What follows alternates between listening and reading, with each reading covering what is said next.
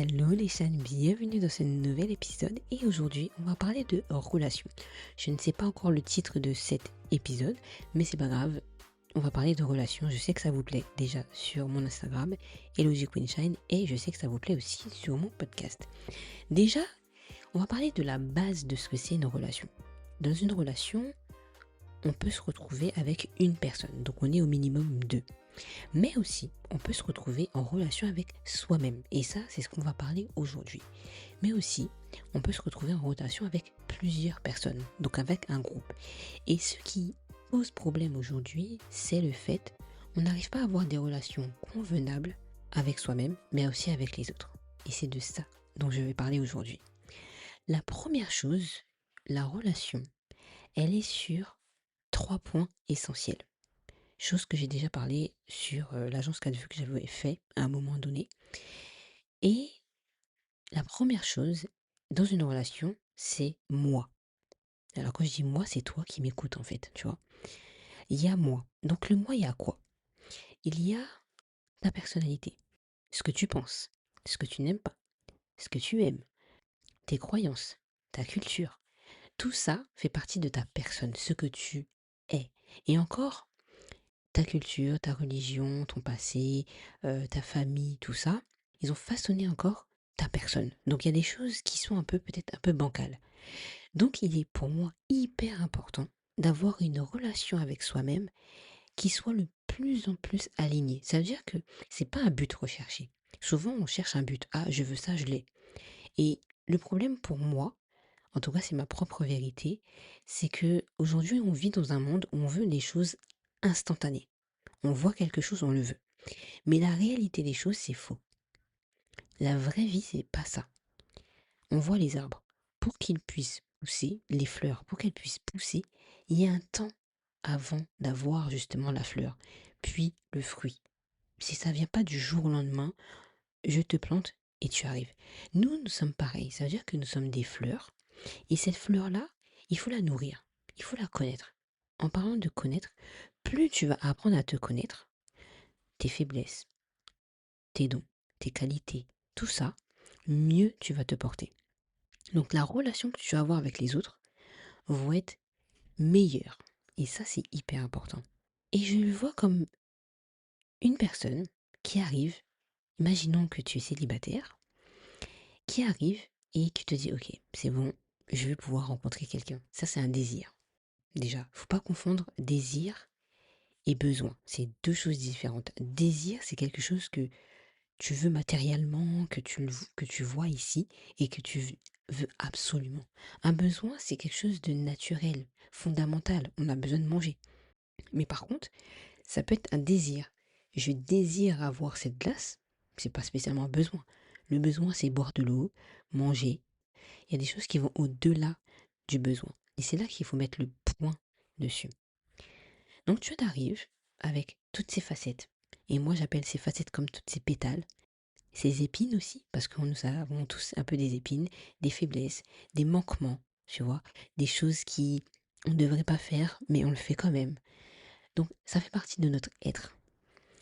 Donc toi, tu es là, avec tous ces bagages, et tu arrives devant cette personne, tu as montré une petite partie, un petit pourcent et encore de l'autre.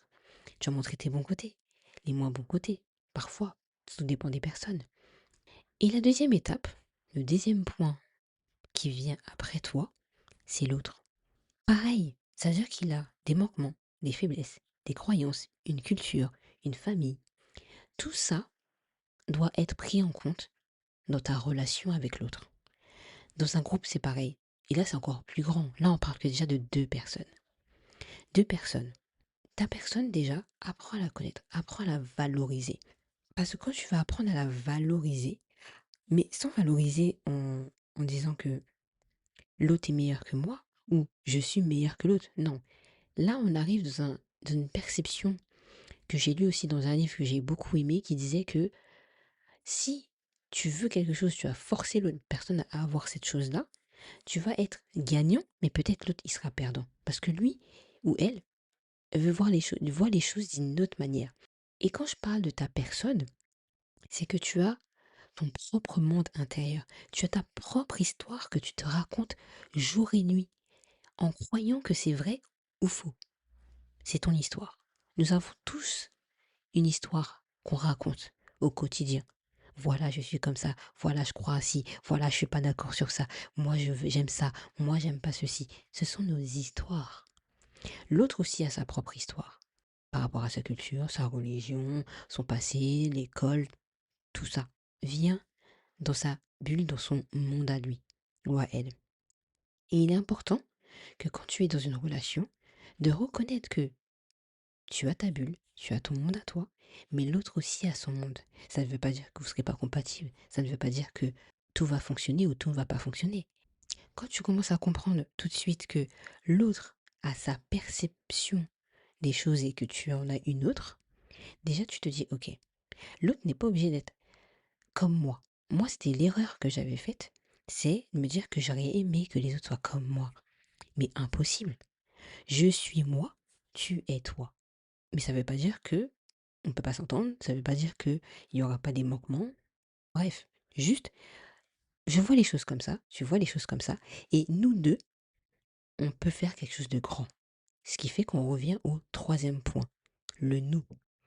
Le nous, c'est l'assemblement de toute cette diversité. Est-ce que j'aime ça? J'aime savoir la culture de l'autre, différente de la mienne, moi qui est antillaise. Et même dans le coin antillais, chaque personne a sa propre culture, chaque personne a ses propres mots.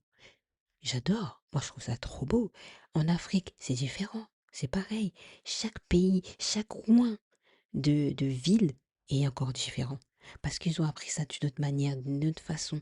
Mais qu'est-ce que c'est beau d'avoir cette diversité. Aujourd'hui, on comprend bien que la diversité, elle est comme pas acceptable. Il y a des limites, je suis d'accord. Mais quand tu apprends de l'autre, quand tu vois que l'autre, il préfère ça comme ça, parce que ça lui plaît, et surtout quand tu vois que l'autre est plutôt à l'aise dans ses principes, et ben apprends aussi à dire, ah ouais, ok, je comprends, peut-être que lui, il préfère ça comme ça. Ok, d'accord. Je vais faire en sorte de m'améliorer par rapport à ce point. Et l'erreur aussi que j'ai faite dans les relations, que j'ai pu avoir, amitié, euh, relationnel, couple, voilà, c'est, et je pense qu'on l'a tous fait, de dire que tu vas là-bas pour prendre quelque chose. On le fait tous. Il y a pas, je peux pas dire que c'est faux. Moi-même, c'est m'est déjà arrivé de dire ah j'aime bien cette personne ou tout, je vais apprendre. Dans le business, c'est la même chose. C'est-à-dire qu'il y en a qui vont aller là-bas parce qu'ils veulent prendre quelque chose de l'autre. C'est humain, c'est normal presque. Mais quand, au lieu de dire j'y vais pour prendre quelque chose, dis j'y vais pour connaître déjà la personne, pour savoir ce qu'il fait, comment il a fait pour avoir ça, qu'est-ce qu'il a mis en place pour pouvoir faire ça. Déjà, découvre l'autre personne.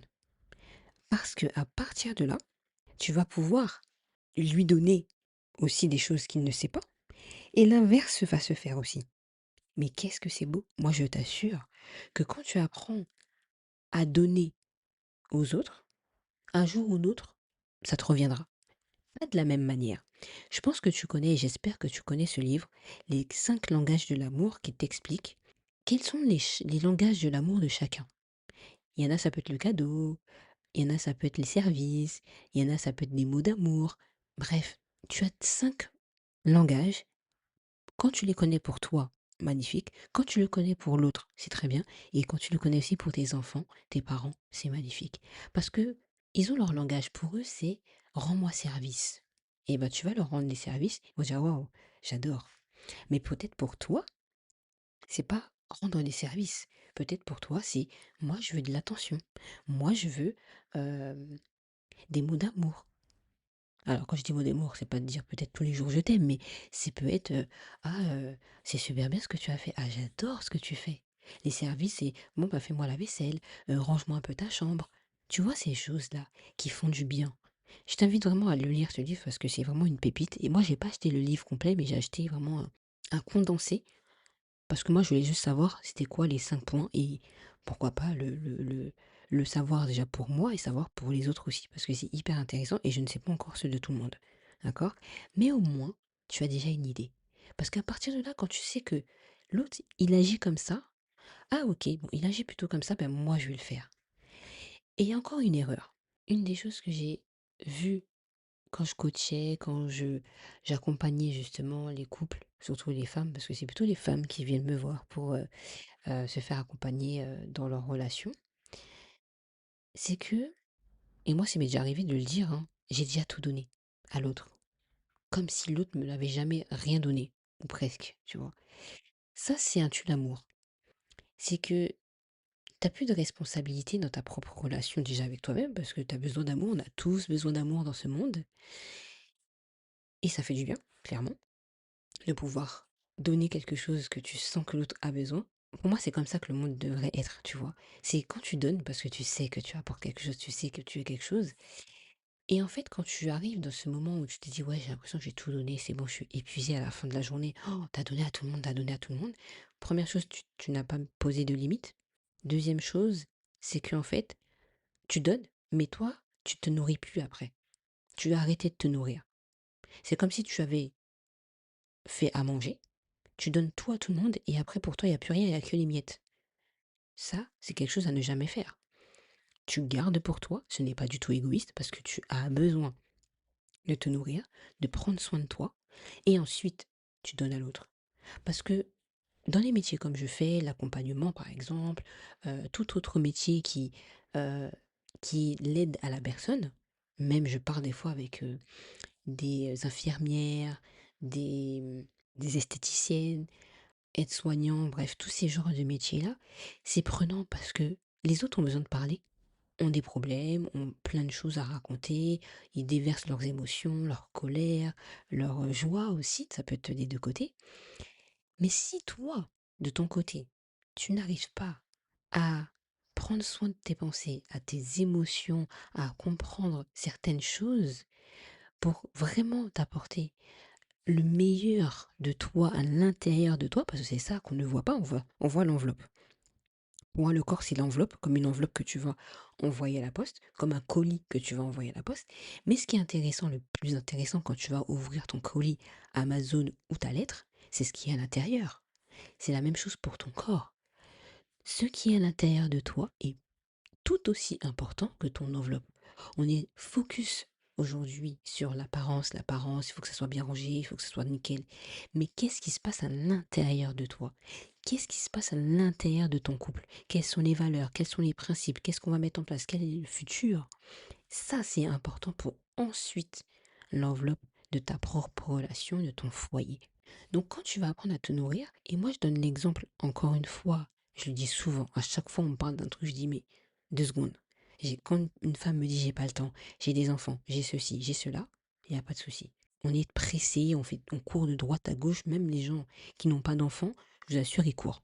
Et c'est ouf. On court tous. C'est devenu ce monde. Quand tu prends l'avion, les hôtesses, ils vont te dire, OK, voilà ce qu'il faut faire s'il y a un problème au niveau de l'avion. Voici les gestes à faire, mais ils vont te dire une chose. Le masque va tomber, parce que ce sera déclenché par une personne. Le masque va être déclenché, donc il va arriver au niveau de toi.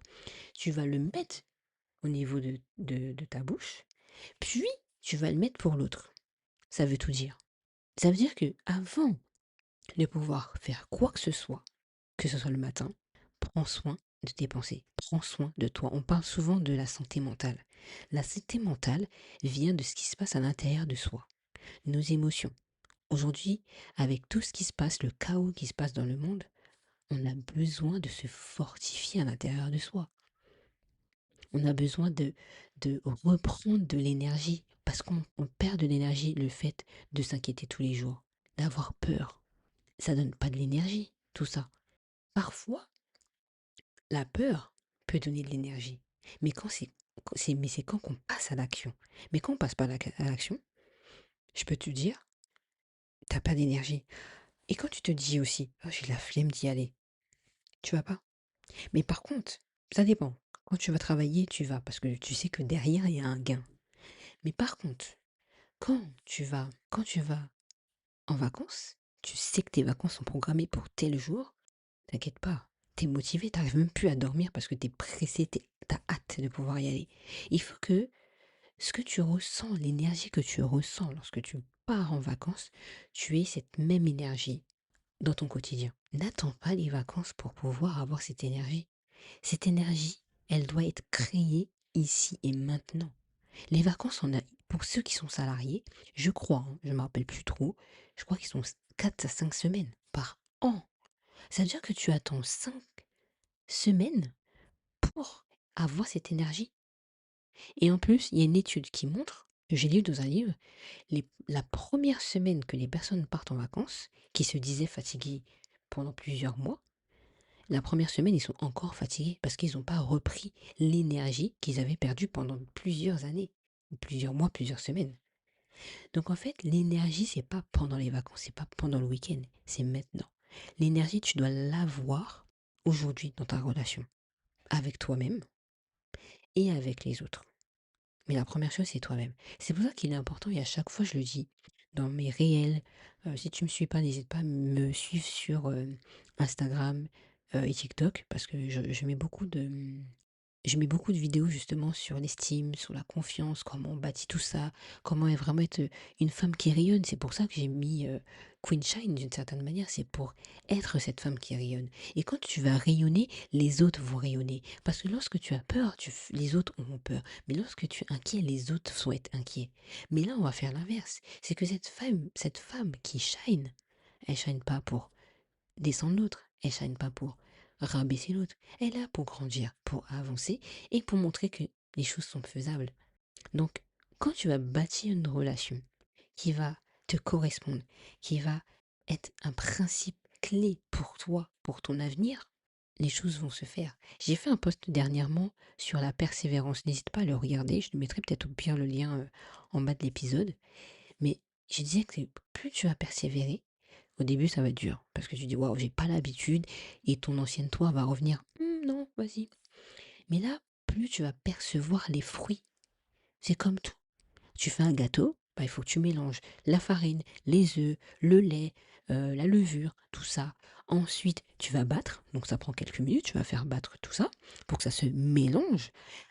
Et pourtant, hein, les choses ne se mélangent pas comme ça, il faut le faire le mélange. Après, tu vas mettre dans le moule. Après le moule, il faut que tu l'enfournes dans le fourneau. Et ensuite, tu as un temps, 15 minutes, 30 minutes, tout dépend du gâteau que tu auras fait. Et ensuite, tu vas l'enlever. Mais il faut être persévérant, il faut faire le mouvement. Persévérant, c'est l'action.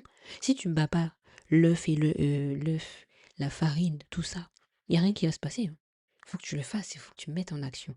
Donc plus tu mets en action des choses, mieux ça se fera. S'il n'y a pas d'action, la relation meurt. Donc ta relation, elle est morte petit à petit parce que tu n'avançais pas. Parce que tu crois en ces phrases qui ne sont pas les tiennes, qui ont été dites par autrui, par qui seul toi sais, mais ces phrases, ces mots n'ont plus aucun pouvoir. C'est toi qui décides. Et ça revient à dire encore, qu'est-ce que on peut choisir?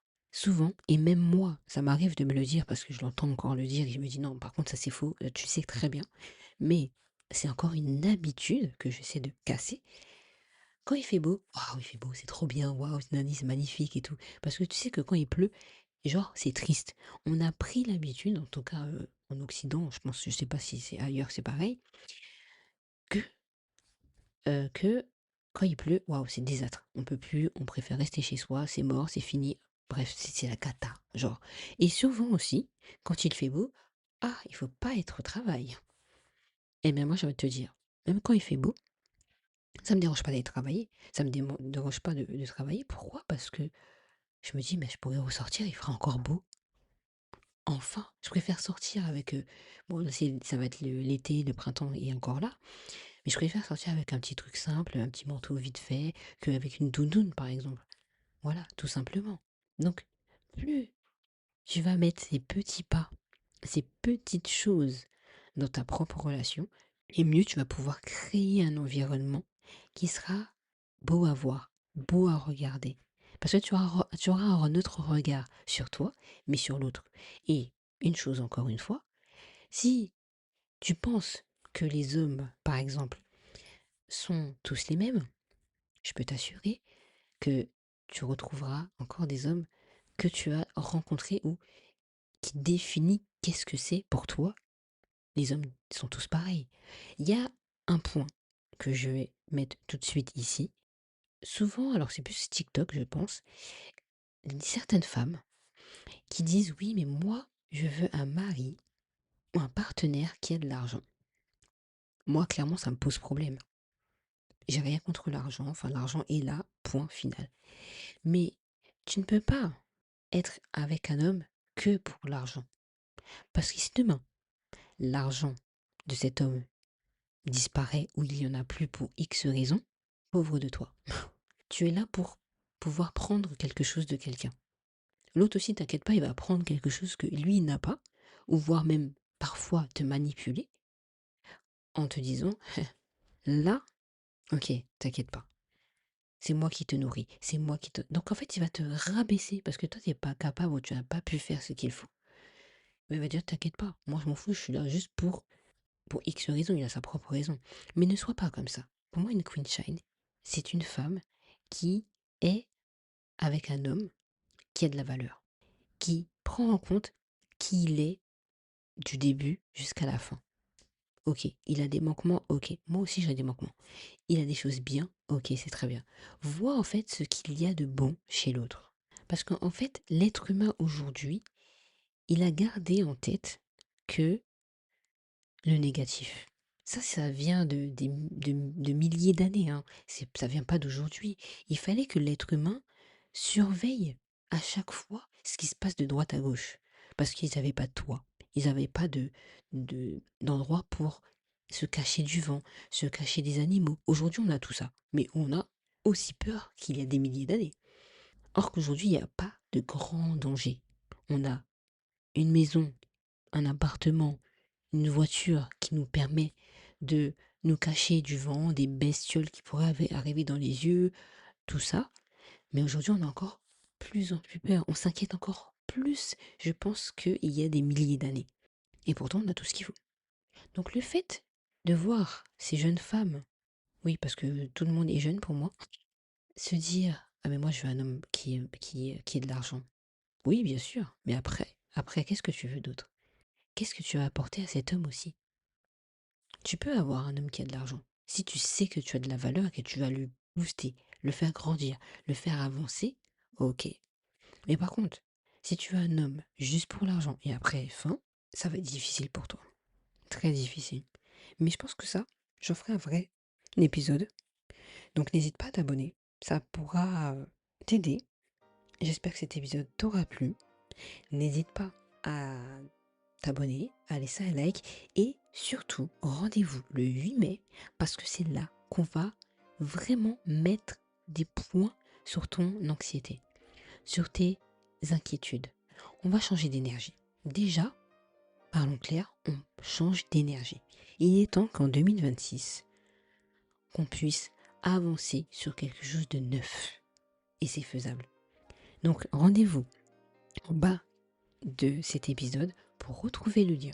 C'est gratuit. On se retrouve dans un sanctuaire rien que pour nous, en prenant soin de nous, à ma manière, parce que je vais te montrer 4 postures qui va t'aider à retrouver l'énergie que tu penses avoir perdue au milieu de ce chaos. Je te fais de gros bisous et à très bientôt sur le podcast des Essentiels et des Shine.